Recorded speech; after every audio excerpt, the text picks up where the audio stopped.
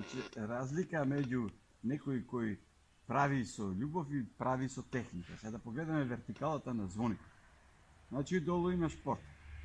Портата завршува со скоро половина круг.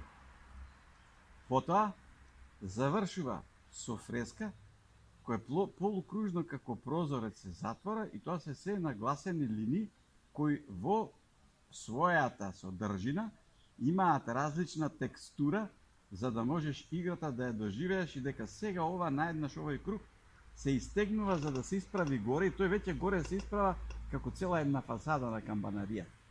А пак камбанаријата се завршува на тој начин што лакот кој е прекршен, значи имаме полукруг завршува рамно, потоа оди плитко за да се покаже дека имаме движење нагоре, од долу нагоре се сега движењето и на крај завршува како крило кое лети. И тоа е се направено со тотално ефтини материјали. Значи тоа не е ефектот е врвна архитектура, арнома не е правена со мермер, со порфири, со не знам какви камења кои се прозирни. Овде чисто обичен травертин и најобична туба. Би се рекло дека материјалот е изваден од околина.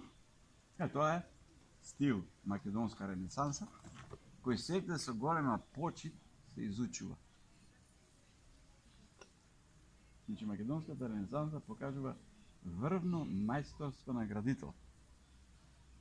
Ако ти имаш скапи материјали, мермери во разни бои и така натаму, не ти треба многу снаоѓање. Самиот мермер дава величественост на изглед.